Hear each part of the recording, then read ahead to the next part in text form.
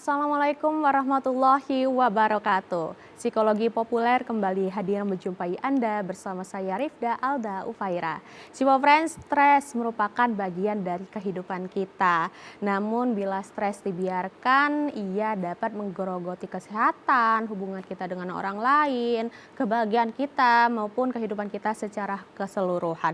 Oleh sebab itu hari ini kita akan belajar bersama ya bahwa stres itu bukanlah musuh, tapi adalah bahan bakar yang perlu kita kelola dengan bijak. Dengan cara apa? Salah satunya adalah dengan melibatkan kreativitas. Menarik ya.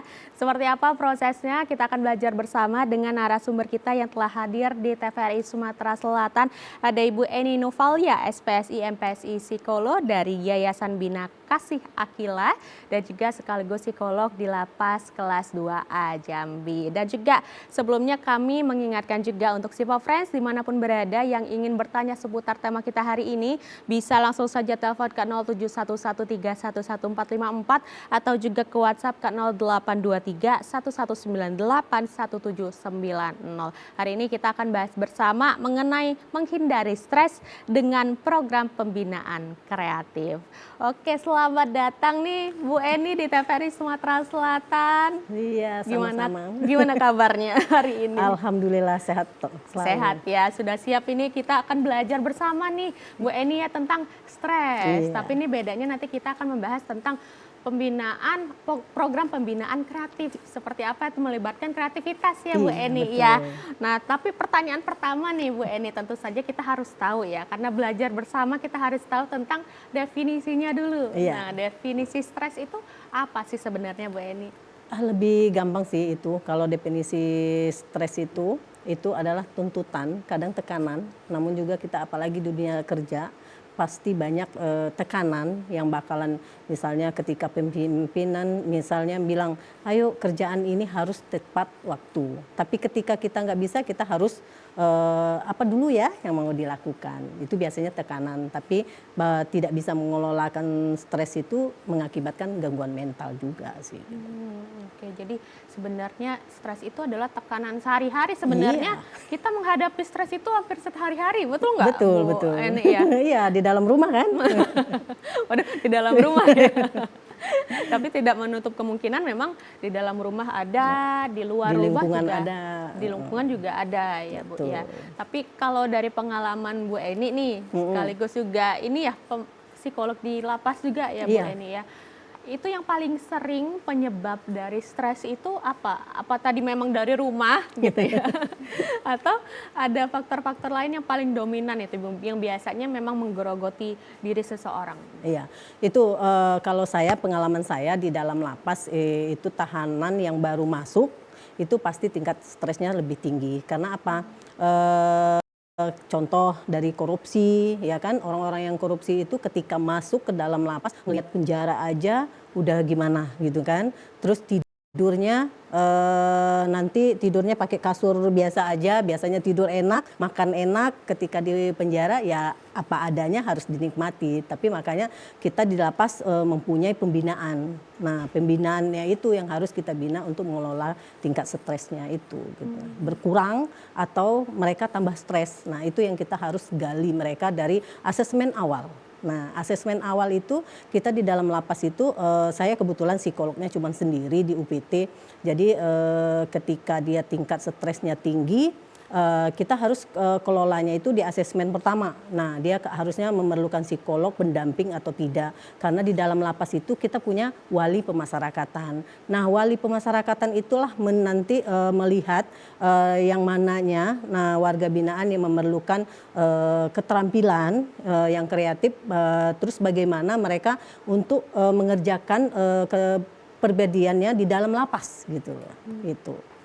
Oke, jadi sebenarnya kalau di pengalaman Bu Eni ya, itu memang sudah ada stres bawaan ya Bu ya, Iya, yang dibawa pasti. dari lingkungan rumah, lingkungan sekitarnya, dan ditambah lagi ada stres tambahan lagi dari tadi ya saat masuk dari lingkungan. lapas tadi, Iya. lingkungannya bertambah ya, karena tadi Betul. tidak sesuai biasanya itu enak gitu ya Bu ya kehidupannya ya, tapi akhirnya nambah masuk ke lapas itu kehidupannya berubah 360 derajat gitu. Itu jadi tambahan stres lagi Betul, ya Bu betul. ya.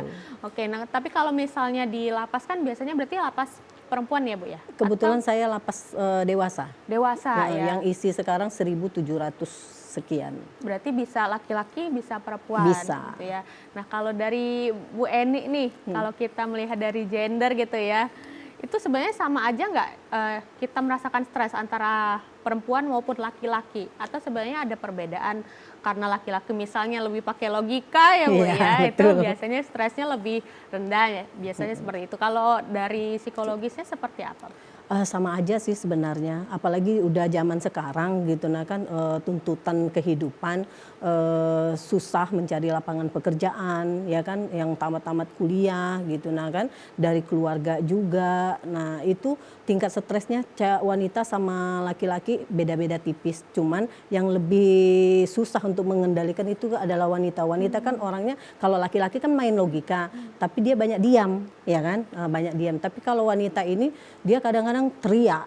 Nah, kalau ketika stresnya udah teriaknya itu udah gimana gitu. Nah, makanya saya kalau di lapas itu yang mengalami gangguan seperti itu pasti kami konsulkan, kalau memang udah parah kita pasti konsulkan ke psikiater, apa memerlukan obat atau tidak gitu. Nah, tapi tetap di dalam lapas itu pembinaannya itu kita lakukan. Kan di dalam lapas ada pembinaan seni, olahraga, pertanian, jadi sehingga mereka sudah ada punya musik loh, malah mereka gitu, musiknya itu mereka udah bisa bawa keluar. Contohnya di lapas di Cipinang, rombongan artis-artis kan udah boleh keluar, tapi mereka harus ada didampingin oleh para pegawainya gitu. Jadi sebenarnya sama aja ya. Perempuan maupun laki-laki itu bisa mengalami stres juga ya Bu Eni ya. Tapi Iya. tadi mungkin cara mereka mengelolanya itu yang berbeda ya. Betul. Karena perempuan tadi lebih ekspresif gitu ya. Mereka tadi misalnya dengan mengekspresikan emosinya itu ya Bu ya. Iya. Dengan teriak dan lain sebagainya. Betul. Gitu.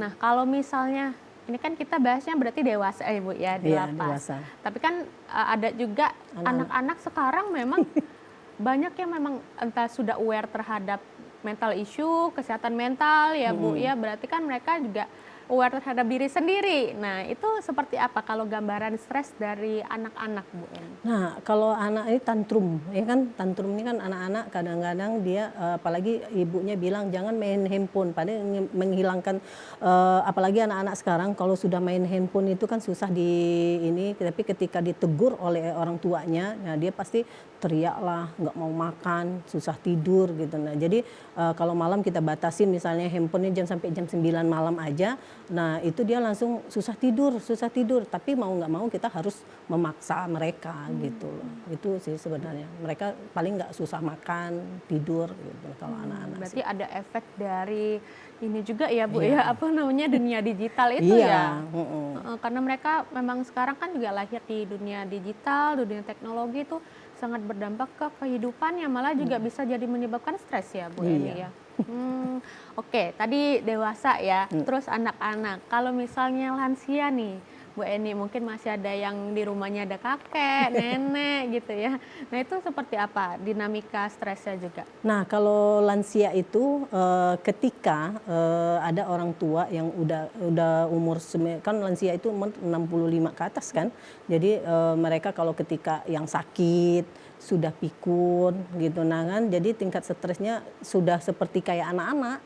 Nah, walaupun kita udah kasih makan nih sama orang tua, Bu makan. Nah, nanti dia sama anaknya yang satu lagi pasti dia bilang, belum, anak saya belum dikasih makan, kayak gitu. Nah itu yang sering akhirnya kan anak yang kakak-kakaknya itu bilang, kok kamu belum kasih makan? Nah itu jadi ketika mereka itu stresnya, orang tua tuh sudah seperti kayak anak-anak, mau ngikut misalnya anaknya mau pergi, aku ikut. Nah itu padahal udah sakit-sakitan kan, nah, nggak bisa ikut sebenarnya gitu. Tapi dia harus memaksakan dia itu memaksakan kehendak dia gitu. Jadi Itu lansia. Jadi dinamika dari anak-anak ke dewasa, terus juga ke lansia itu berbeda-beda ya Bu Iya, ya penyebabnya ya. Apalagi kalau anak-anak sekarang sudah mulai sekolah nih. Bu Eni ya, berarti juga mereka ada tuntutan lagi ya tadi ya. Ada. Mungkin stresnya juga akan lebih tinggi lagi gitu ya. Betul. Kalau misalnya sekarang juga ya sekarang mungkin masih awal-awal ya Bu ya, MPLS dan lain sebagainya. Iya. Tapi katanya sih, kata orang-orang nih Bu ya, semakin kita naik level tuh biasanya tingkatan stresnya itu juga semakin besar Bu Iya. Eni. Betul nggak? Betul itu. Karena apa? Dia naik kelas nih, aduh pelajarannya tambah berat ya. Nah itu, jadi bisa nggak aku ya biasanya hitung 1+1 gitu. Nah sekarang udah kali-kalian gimana ya? Nah itu tuntutannya stres. Apalagi belum nanti ada dia dengar dari teman-temannya, ah guru yang itu banyak PR-nya gitu. Nah nanti gimana ya? Nah itu dampaknya dari, makanya saya bilang tadi dari lingkungan.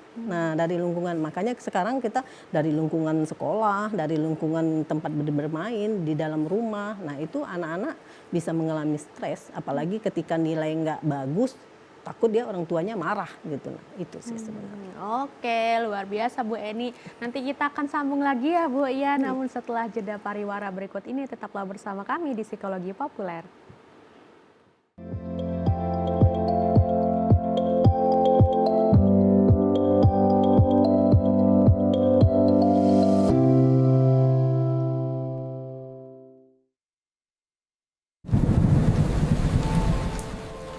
Rumah kita punya atap.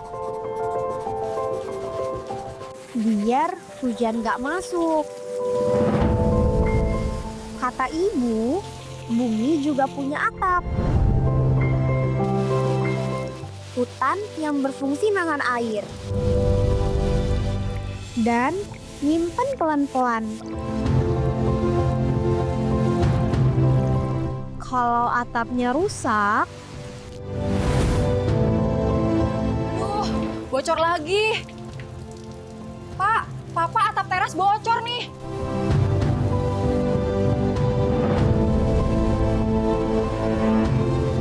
kayak gini kalau hutannya hilang.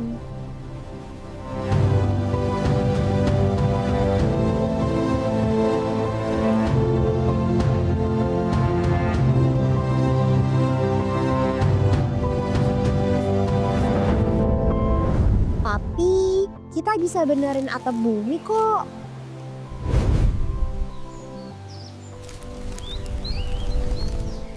Nadia, sudah malam. Yuk tidur, Nak. Biar kita bisa tidur tenang.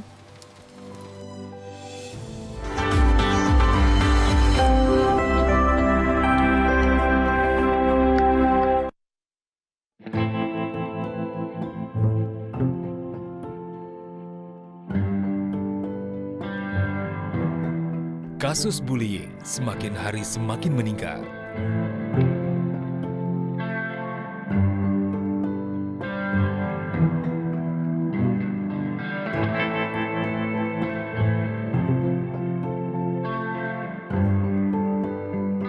Bullying tidak hanya fisik, bisa berupa ejekan, perundungan daring, bahkan pengucilan.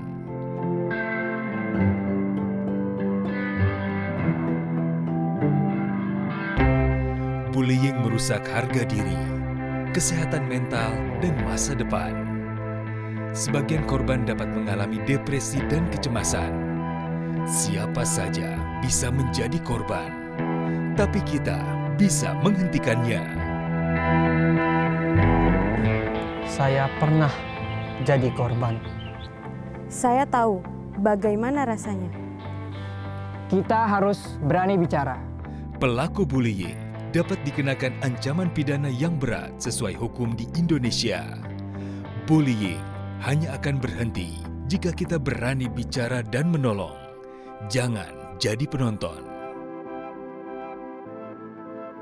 Banyak korban sudah berjatuhan. Stop perundungan, mulai dari kita.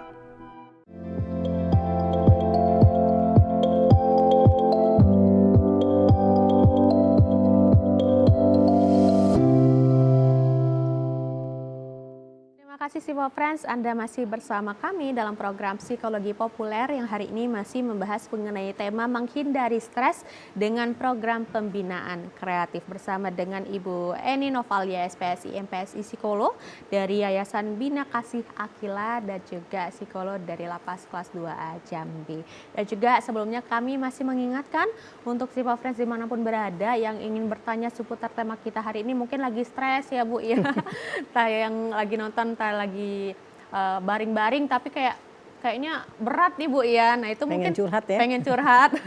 Bisa langsung saja telepon ke 0711311454 atau juga ke WhatsApp ke 082311981790. Mumpung ada pakarnya di sini, ada ahlinya di sini, boleh yuk tanya-tanya terkait dengan tema kita hari ini. Oke Bu Eni, kita lanjut lagi Bu ya.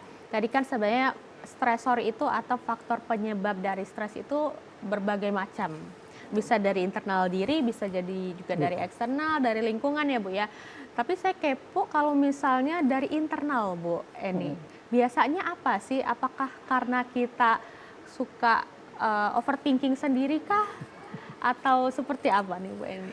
Ya kalau dari internal sih kadang tidak percaya diri itu. Jadi ngerasa orang itu melihat kita itu, waduh ini seperti apa ya gitu kayak gitu. Tapi udah takut sendiri gitu. Nah itu sebenarnya dari dalam diri kita sendiri kalau kita tumbuh kepercayaan diri, gitu, aku bisa kok seperti orang itu.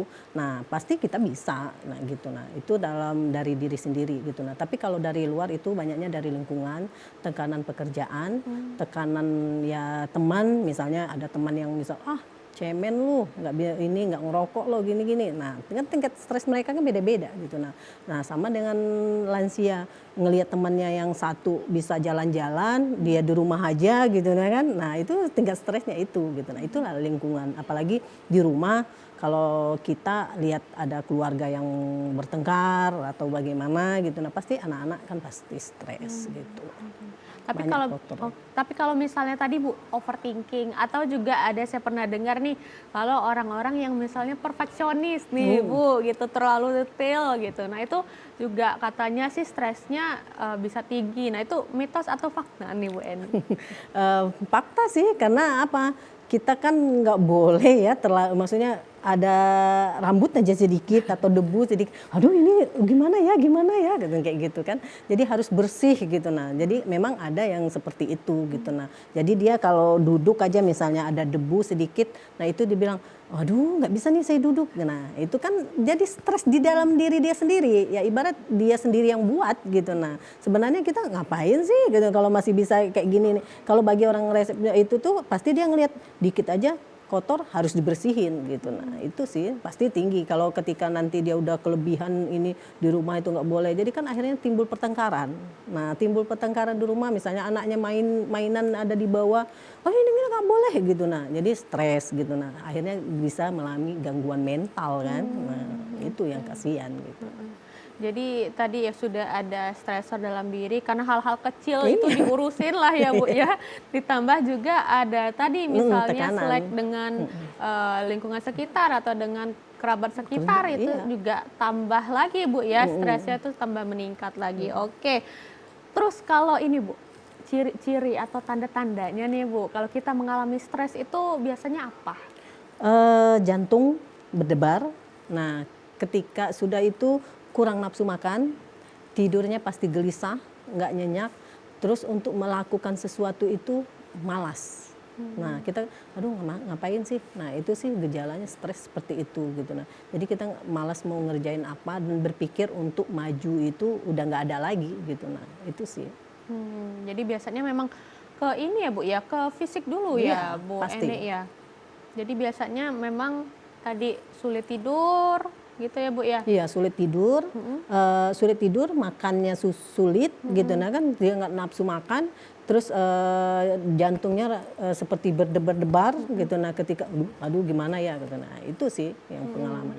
Iya biasanya yang begadang-begadang itu ya Bu ya. Karena pasti yang begadang itu pasti stres itu. Bangun pagi besok mau kerja, mau sekolah, mau apa gitu. Tapi kalau kebalikannya bisa nggak Bu? Misalnya nih yang misalnya pulang-pulang kerja gitu ya, baru pulang itu udah kayak capek banget pengen tidur rasanya, misalnya jam 7 udah tidur. Atau misalnya ada juga kan yang Bu ya mengatakan bahwa nafsu makannya misalnya berat badannya itu nambah nih. Kenapa? Stres, karena stres. Nah itu bisa juga nggak Bu kebalikannya seperti bisa itu? juga gitu. Nah tapi kalau dia udah biasa misalnya pulang kerja dia mau baring dulu ya berarti kan dia bisa mengatur stresnya dia gitu. Nah kan kalau ada juga yang ini yang misalnya dia pulang kerja harus mandi dulu, jadi harus rebahan dulu lagi gitu. Nah kan, nah ada yang pulang kerja langsung tidur dulu gitu. Nah ada bermacam-macam sih, stres itu tuh kan bermacam-macam tergantung tingkatannya aja. Gitu. Oke, tapi tadi ya kalau untuk mayoritas yang Ibu temui gitu ya, mayoritas tadi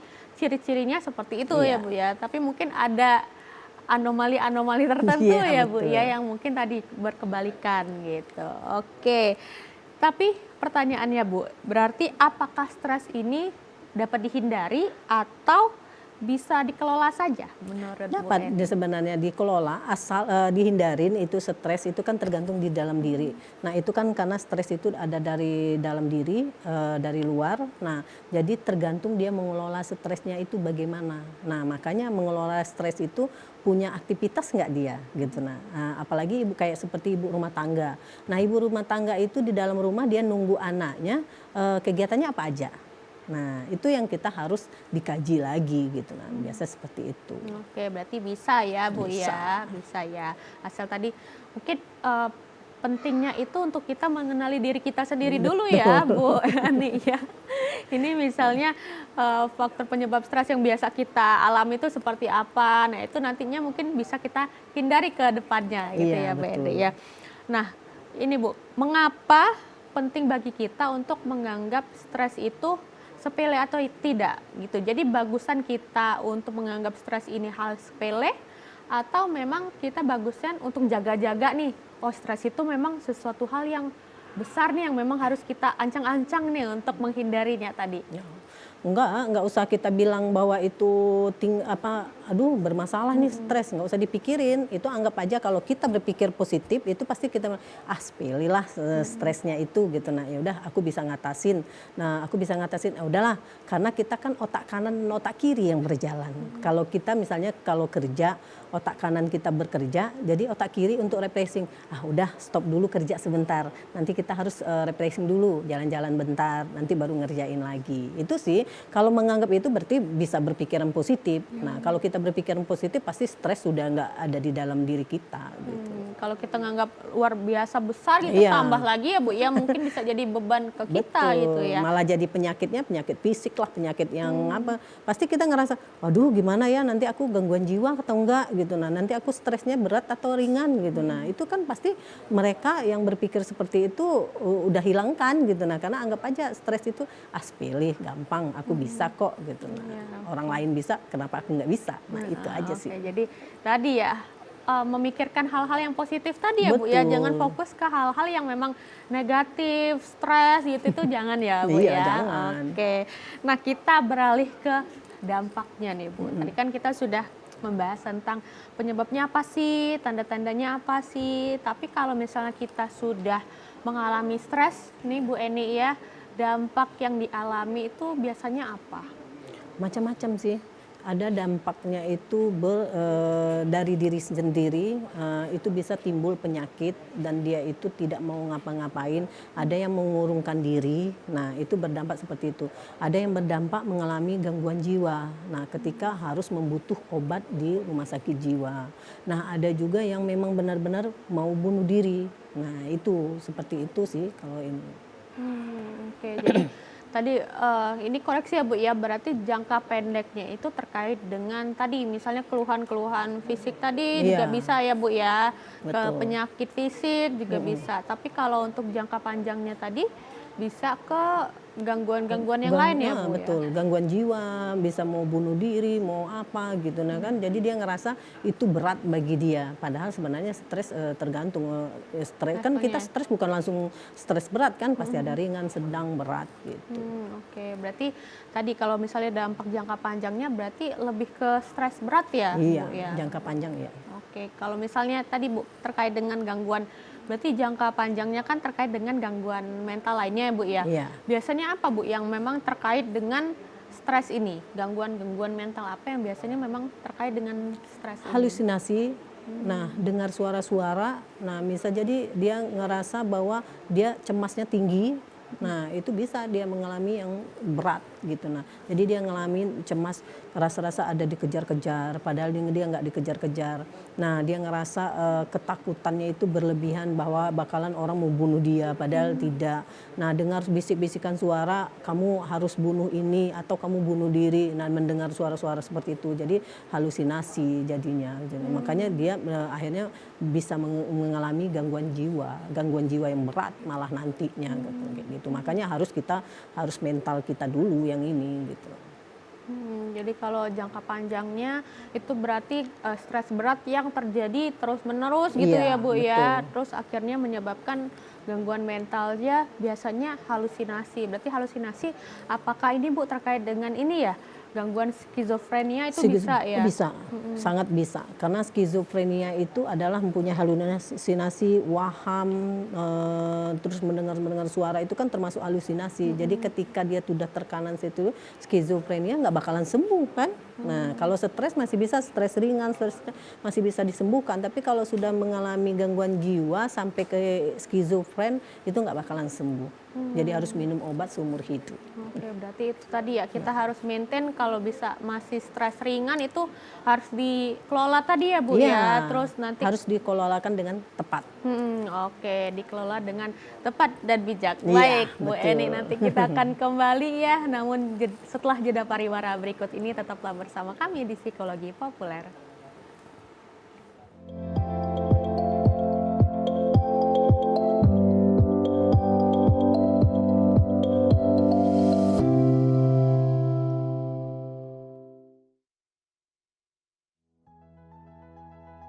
Dari koi saya bisa nabung, terus bisa nyekolahin anak-anak lah semuanya.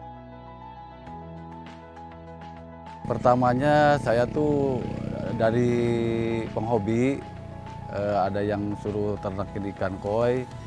Alhamdulillah banyak indukan-indukan dari penghobi yang percaya gitu untuk ditelorin di sini. Jadi kualitas ikannya bagus, harganya jualnya juga pasti bagus, ya nilai ekonominya juga bisa mencukupi keluarga gitu. Kalau untuk pemula gampang banget ya, bisa di lahan kecil seperti pet terpal gitu untuk peternak, punya sepasang indukan, misalnya jantannya 3, betinanya 1, udah netes 3 hari, 4 hari baru pindah ke kolam yang lain. Insya Allah bisa gampang lah ke depannya.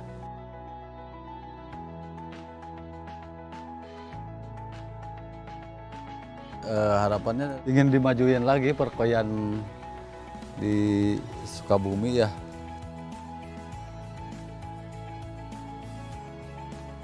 Ayo dukung perekonomian rakyat, petani cerdas, petani sejahtera.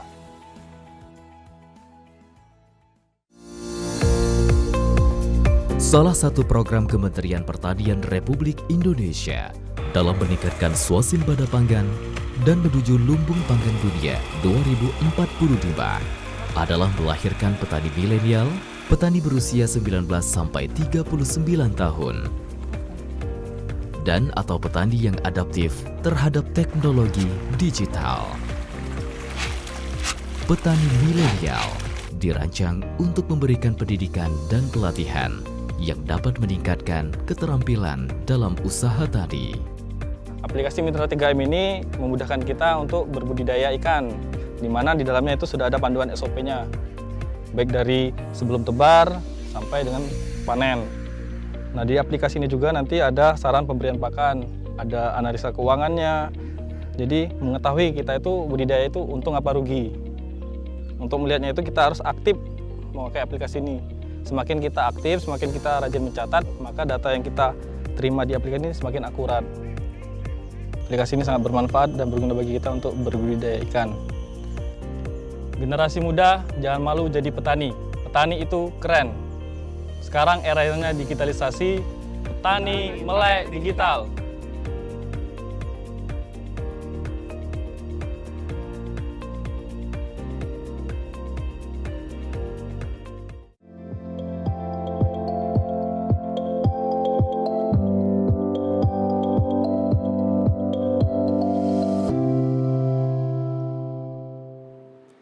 kasih Sipo Friends, Anda masih bersama kami dalam program Psikologi Populer yang hari ini masih membahas mengenai tema menghindari stres dengan program pembinaan kreatif bersama dengan Ibu Eni Novalia, SPSI PSI Psikolog dari Yayasan Bina Asih Akila dan juga sekaligus psikolog dari Lapas Kelas 2A Jambi. Dan juga sebelumnya kami masih mengingatkan untuk Sipo Friends dimanapun berada yang ingin bertanya seputar stres, bagaimana sih pembinaan kreatif itu. Nah, itu bisa langsung saja telepon ke 0711311454 atau juga ke WhatsApp ke 082311981790. Di sini masih ada Bu Eni yang siap menjawab ya Bu ya, apapun pertanyaan dari Sipo Friends. Oke Bu, tadi kita sudah membahas terkait dampaknya ya Bu ya terakhir. Nah, sekarang kita kepo dengan yang di highlight judul Bu, program pembinaan kreatif. Nah, itu apa sih itu Bu? Program seperti apa sih Bu Eni?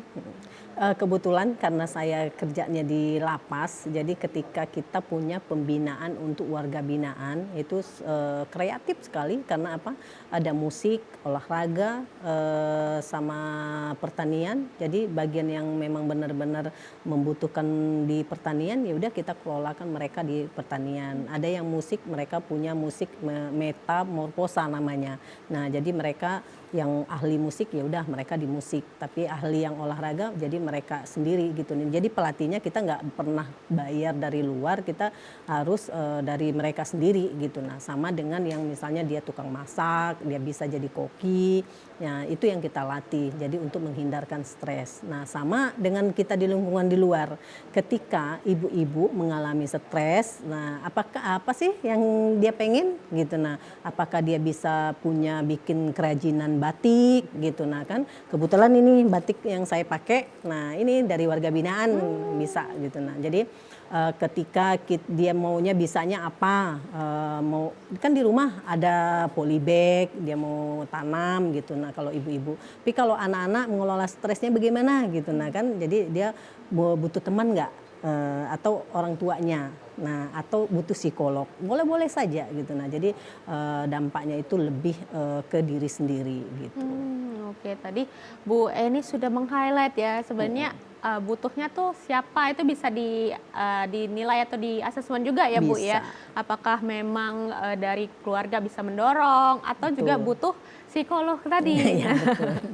Kalau butuh psikolog bisa salah satunya dengan Bu Eni ya. Kalau misalnya si Popres bertanya nih Bu Eni, mau tanya-tanya lebih jauh lagi dengan Bu Eni nih, bisa temui Bu Eni di mana Bu?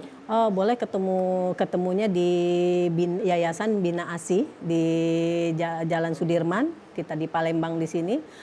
Terus bisa kalau seandainya mungkin ini ada keluarganya di Jambi gitu. Nah, kebetulan sekarang di Jambi boleh. Nah, di Palembang pun saya juga sering kadang ke lapas-lapas lain gitu. Nah, boleh mau ketemu lewat telepon boleh, WA boleh. Kan di situ kalau kita kan ada di psikologi itu kan ada halu. Nah, kan kayak seperti halu dokter gitu. Nah, semua boleh dihubungin gitu. Oke, berarti bisa langsung saja nanti kalau misalnya lewat Jalan Sudirman lihat ya Bu ya. Ada Yayasan Bina Asih Akila, bisa ke situ. Kalau misalnya Instagram teleponnya? Boleh di 0822 1062 1162 saya dengan saya sendiri. Oke, nanti bisa janjian ketemuan ya Bu Eni ya, boleh untuk membahas lebih lanjut. Bukan hanya stres ya Bu Eni ya. Iya, betul. Tapi bisa yang lain-lain kalau misalnya Mas ada unek-unek lebih dulu gitu ya Bu ya, bisa dikonsultasikan ke Bu Eni lebih dulu ya. Oke, kita lanjut lagi Bu Eni ke program tadi ya. Berarti apakah bisa memang misalnya si Popresnya Bu Eni ya untuk memulai program pembinaan kreatif ini di rumah, atau memang harus tadi ya, memang harus misalnya ada asesmen dulu dari psikolog gitu, atau seperti apa yang efektifnya Bu Eni? Sebenarnya dari diri dia sendiri maunya apa, nah itu karena dia sendiri yang tahu. Tapi kalau dia nggak mampu untuk diri sendiri, dia harus menemui entah psikolog, entah ke temannya, siapapun yang dia anggap nyaman untuk bercerita, ya silakan aja. Jadi dia butuhnya apa? Aku seperti ini nggak ada ini gimana ya untuk menanam cabai misalnya. Nah itu kita bagaimana? Nah dia temannya, oh ya aku ada nih caranya seperti ini. Nah akhirnya itulah pola itu tergantung. Yang intinya jangan malas saja. Gitu. Kalau di rumah udah males ya Bu ya, scroll HP aja. Padahal apakah scroll HP itu juga bisa jadi stresor Bu Eni? Benar, karena ya? kita ngelihat itu di misalnya karena ada ibu-ibu nih atau anak-anak atau orang lansia ngelihat TikTok ada yang bunuh diri, ada yang kecelakaan beruntun, ada yang, pokoknya berita-berita yang nggak bagus pasti kita dampaknya, aduh gimana ya ada anak yang kecelakaan, iya anak saya gimana ya, nah itu bakalan berdampak seperti itu. Gitu. Oke. Dan sekarang juga kalau saya lihat di sosial media Bu ya, sekarang banyak yang ke psikolog karena melihat kondisi negara nih Bu ini, betul, gitu ya. Betul. Itu juga bisa jadi sumber stres ya, bukan hanya di lingkup terkecil dari diri sendiri, dari misalnya keluarga, tapi juga bisa sekarang sudah dari stresornya dari lebih luas lagi ya Bu Eni ya? Iya betul, karena tekanan, makanya tadi yang pertama saya bilang tekanan itu kita ada yang mahasiswa tamat ke kuliah nggak dapat kerja, nah ibunya juga berharap anaknya kuliah bisa langsung kerja, nah itu yang harapan. Jadi tekanan-tekanan tuntutan itu yang lebih di dalam diri itu, aduh kenapa ya kok susah sekarang, apalagi kita sekarang keuangan di Indonesia bagaimana gitu, nah kan jadi menerima lapangan pekerja gitu, nah aduh gimana ya, percuma kita kuliah udah mahal-mahal tapi kita nggak kerja, nah itu sih tekanannya gitu. Jadi pikiran kita Ya, sendiri ya Bu ya, jelas. jadi kita yang stres gitu ya. Betul. Nah tadi balik lagi ke pembinaan kreatif tadi Bu, kalau misalnya di rumah berarti tadi jangan malas tadi ya Bu ya, kalau kita bisa mengelolanya, misalnya kita tahu minat kita lebih kemana, seninya kemana gitu, itu bisa kita lakukan sendiri ya Bu ya? Mulai Bisa. dari diri kita sendiri tuh bisa ya? Bisa, itu kan di rumah kan banyak tuh, misalnya kita, kayaknya hobi masak, ya udah kita masak aja. Nah mau masakan apa gitu kita coba. Nah sama yang dia mungkin butuh anyaman, dia tinggal ini, oh ya aku mau nganyem ya gimana gitu. Nah, oh aku mau nanam apa sih tanaman sekeliling rumah, oh aku mau ngurus kembang. Nah itu tergantung sih, tergantung kemauan yang dari niatnya itu Diri tadi. ya, dari gitu. niat. Tadi kalau udah nggak malas, insya Allah Ya udah, bisa ya Bu bisa. ya dilakukan ya. Nah Bu Eni, ternyata saya buka WhatsApp sudah ada yang bertanya via WhatsApp nih Bu Eni ya. Izin tanya Kak, saat ini banyak orang menganggap kegiatan kreatif hanya sekedar hobi. Dari sudut pandang psikologi, apa yang membedakan hobi biasa dengan pembinaan kreatif yang memiliki dampak terapeutik? Silahkan Bu Eni. Luar biasa ya pertanyaannya ya. Pertanyaannya bagus banget, terima kasih yang menanyakan. Nah itu tuh sebenarnya hobi dari hobi lah, makanya tadi saya bilang kalau di warga binaan itu kan mereka bukan pekerja sebenarnya, dari hobi mereka ketika mereka sudah membuat kerajinan batik atau kerajinan apapun atau menanam apapun, ya, jadi mereka punya penghasilan gitu. Nah makanya tadi kita bukan dari hobi tadi kita bisa dapat cuan. Nah ya kan, kadang-kadang kita mengerjakan mau nulis, bikin cerita, cerpen gitu, kita jual bukunya, kita menghasilkan. Nah itu tadi berpikiran positif, jangan bilang aku hobinya aja nggak mau nggak ngerjain yang lain. Tapi ketika dia nggak berpikir bahwa yang dikerjanya itu adalah mendapatkan cuan, nah, itu sih sebenarnya. Oke, berarti tadi ya secara tidak sengaja itu bisa jadi hobi ya Bu ya Iya. sebenarnya ya. Tadi asalkan memang ada niat untuk melakukan sesuatu tadi. Betul. Dan awal pertamanya memang karena untuk meredakan stres ya Bu Iya. Eni ya. Tapi nantinya alhamdulillahnya bisa jadi penghasilan silang. kayak misalnya di lapas itu memang seperti itu ya Bu Iya. Eni ya. Karena di lapas itu ada penghasilannya nanti preminya memang untuk warga binaan. Nanti mereka ada yang waktu kalau di Lampung nggak salah itu mereka kerajinannya udah dibawa ke luar negeri. Nah apalagi di tempat kami kemarin baru di lapas kelas 2 Jambi itu sayur mayur dibawa ke UMKM habis. Nah jadi berebut kan karena memang dalam ini mereka sayurnya segar-segar pagi-pagi udah jualan, ini pegawainya yang bawa untuk karena warga binaan yang ini kan, jadi preminya untuk mereka gitu. Jadi sama dengan batik itu kerajinan mereka dijual, nah preminya untuk mereka. Musik juga, musik kadang-kadang disewa misalnya lapas mana gitu yang mau nyewa gitu, nah kan boleh gitu, nah itu. Oke luar biasa. Jadi itu tadi ya jawaban dari yang bertanya tadi ya Kakak. dan mungkin saran nih Bu Eni ya kalau mau nanya mungkin bisa sebutkan nama mungkin dari daerah mana supaya kita bisa sehat-sehat ya Bu Iya, Eni betul. ya.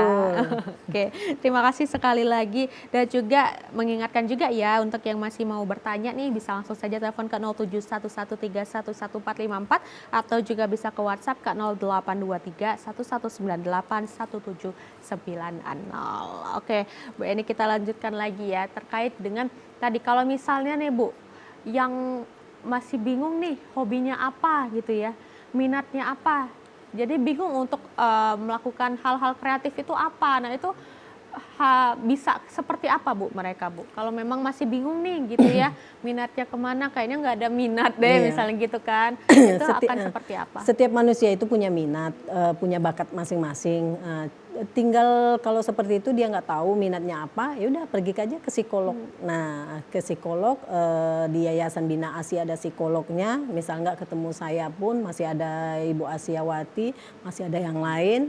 Nah, jadi mereka tahu tuh di asesmen awal, jadi bisa dites bakat minatnya kemana gitu. Oke, sama seperti kalau di lapas itu seperti apa Bu? Prosesnya juga sama ya Bu ya, di Sama. asesmen dulu gitu ya? Ya, mereka mulai masuk, ada pemeriksaan secara psikologis, terus kita asesmen. Nah, terus asesmen awal mereka minatnya kemana, baru kita pisahkan. Gitu. Oke, berarti memang kalau misalnya nih untuk Siva Friends yang masih bingung gitu ya, saya kayaknya ada stres nih, tapi saya bingung untuk menyalurkan ke hal-hal kreatif itu seperti apa. Iya. Berarti bisa asesmen dulu ya, asesmennya Betul. salah satunya bisa ke Bu Eni atau psikolog yang ada di Yayasan Bina ASI Akila Palembang. Oke, nanti kita akan lanjutkan lagi ya Bu Eni ya, namun setelah pariwara berikut ini tetaplah bersama kami di Psikologi Populer.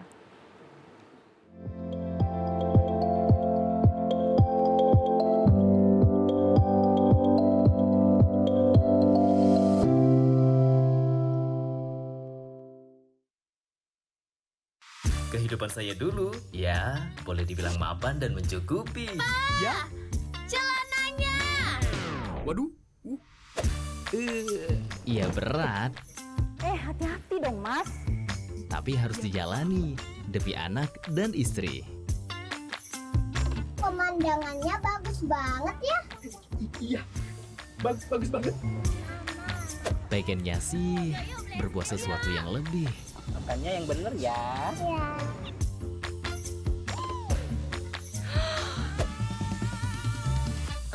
Pinter.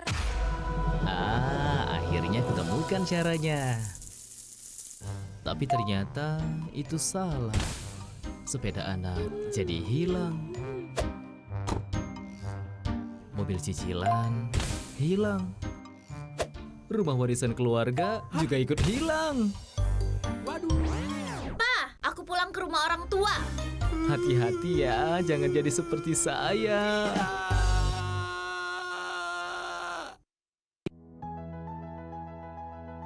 Sekali panen itu kisaran ya 200 juta lah dalam waktu 100 hari. Awalnya dari hobi, kelamaan jadi suka. Kan hitung-hitung tambah-tambah buat ekonomi, Pak. Karena kalau konsumsi itu cepat daya jualnya, perputarannya cepat.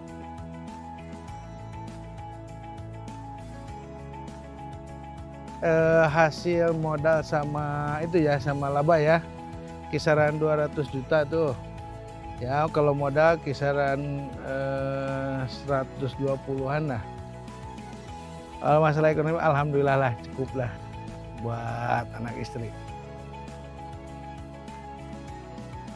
Tipsnya mulai dari tanam itu pengapuran, tabur garam, kolamnya 1 bulan itu 2 kali ganti air. Kasih pakan secara teratur sehari 3 kali kalau saya.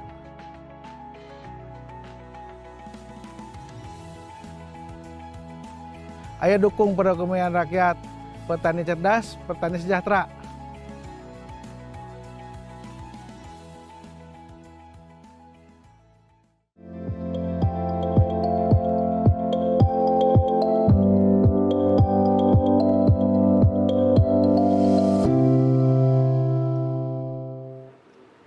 terima kasih Sipo Friends, Anda masih bersama kami dalam program Psikologi Populer yang hari ini membahas mengenai menghindari stres dengan program pembinaan kreatif bersama dengan Ibu Eni Novalia, SPSI MPSI Psikolog dari Yayasan Bina Asih Akila Palembang dan juga psikolog dari Lapas kelas 2A Jambi. Dan juga kami masih mengingatkan untuk Sipo Friends dimanapun berada yang ingin bertanya seputar tema kita hari ini bisa langsung saja telepon ke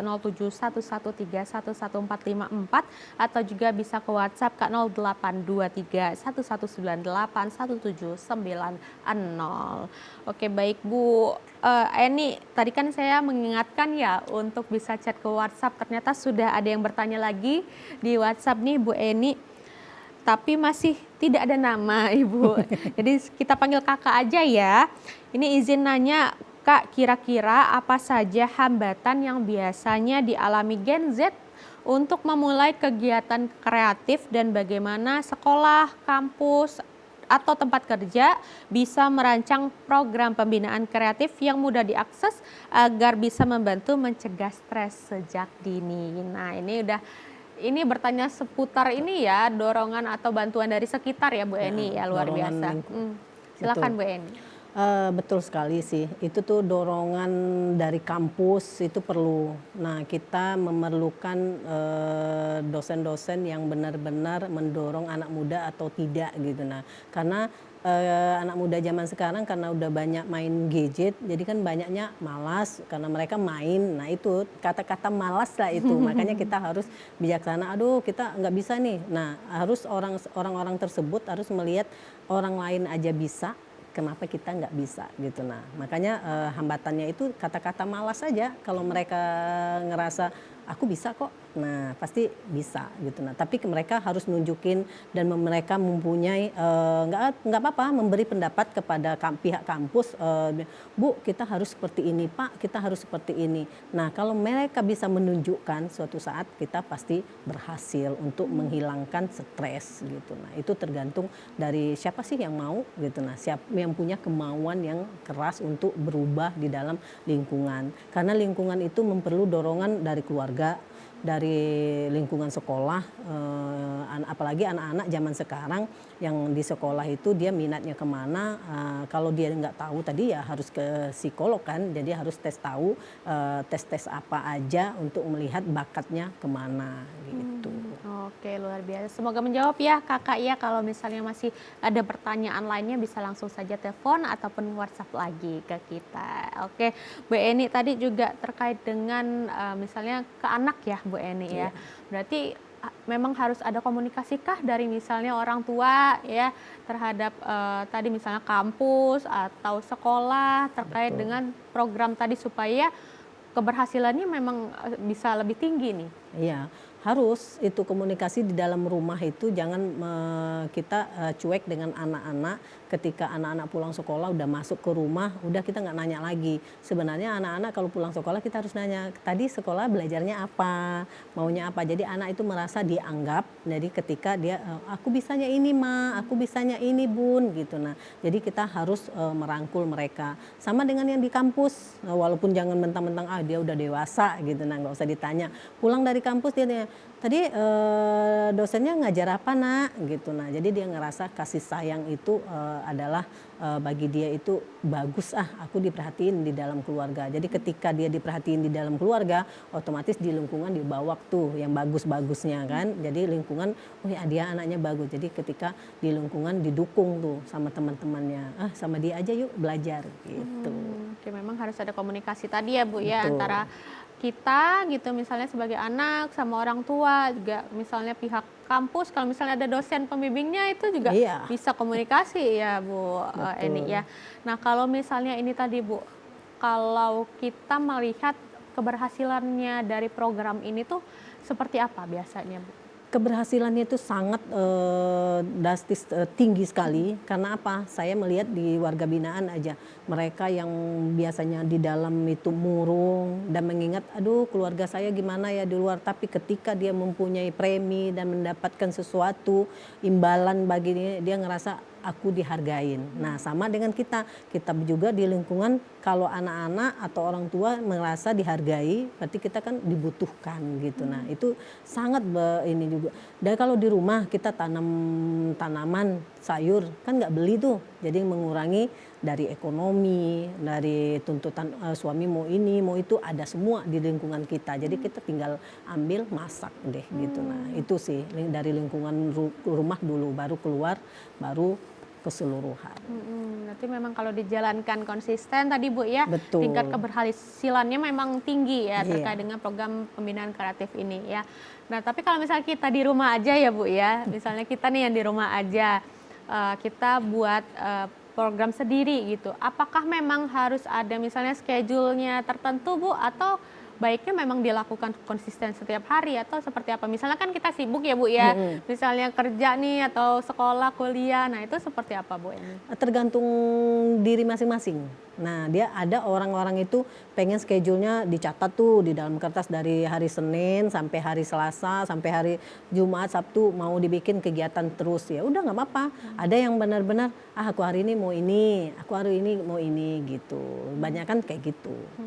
Tapi memang tadi ya mungkin waktunya dibutuhkan akan lebih lama gitu ya Bu ya, akan lebih cepat gitu. Kalau memang kita konsisten biasanya akan lebih cepat Bu Eni ya? Iya, cepat sekali karena kita harus berpikir aku bisa, orang lain aja bisa, kenapa aku nggak bisa? Nah, itu yang harus kita bijak untuk melihat di rumah tangga, ih dia itu tanamannya bagus, nah, kenapa nggak kita harus menanam lagi gitu, nah kan? Nah, atau kerajinan di dalam rumah, kan penghasilan juga kan banyak sekarang nih ibu-ibu rumah tangga yang UMKM yang bisa kue, udah apalagi lewat online kan jualannya itu.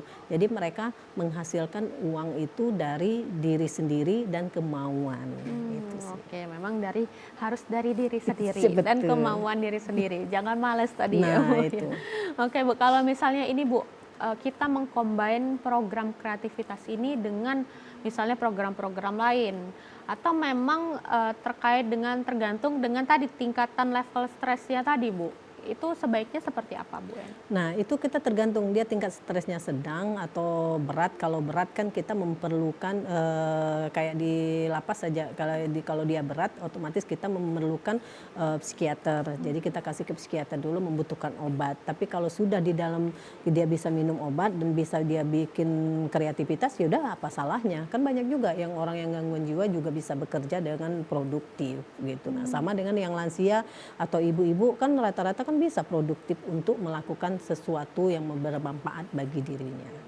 Oke, jadi bagusnya tadi memang harus ada asesmen dulu ya Bu betul, untuk menentukan tadi tingkatan level stresnya tadi rendah ataupun sedang ataupun berat tadi, supaya menentukan intervensi apa nih yang tepat, program apa yang tepat ya Bu ya. Betul. Apakah memang kreativitas saja atau dikombin dengan tadi yang lain ya Bu ya. Kalau berat tadi memang harus ada obat tadi ya Bu ya, kerjasama dengan psikiater tadi untuk memberikan obat.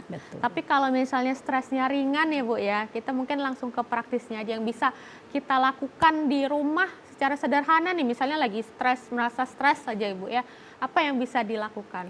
Boleh, dia stres di rumah kan dia bisa tarik napas atau mau diam aja sendiri gitu. Nah, dia bilang sama, udah ibu mau diam aja dulu sendiri, jangan diganggu. Ya udah biarin aja tenang, tarik nafas.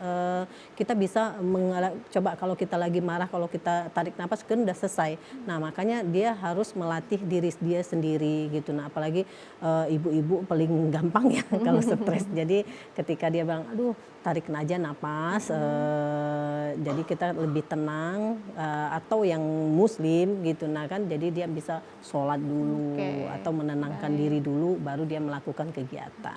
Itu sih. Luar biasa Bu Eni, kita sudah di penghujung acara nih Bu Eni ya, mungkin ada pesan-pesan atau kesimpulan dari yang Ibu sampaikan hari ini, silahkan Ibu. Oke, kalau stres itu bisa menimpa siapapun. Ya kan, kalau stres bisa menimpa, tergantung kita bisa melakukan tahapan-tahapannya stres supaya tidak berkelanjutan untuk sampai ke gangguan jiwa gitu. Nah, jadi kita harus bisa berkreativitas untuk produktif dan mendapatkan sesuatu yang bermanfaat nantinya. Oke. gitu. Luar biasa Ibu Eni. Terima kasih sudah hadir di TVRI Sama-sama. Sumatera Selatan ya. Semoga bisa kembali hadir lagi Ibu Eni ya. Alhamdulillah. Oke Simple Friends, itu tadi perbincangan kita dengan Ibu Eni Novalia, SPSI MPSI Psikolog tentang menghindari stres dengan program pembinaan kreatif ya. Dan semoga perbincangan kita hari ini bisa bermanfaat untuk Simple Friends dimanapun berada. Saya Rifda Alda Ufaira, pamit undur diri. Wassalamualaikum warahmatullahi wabarakatuh.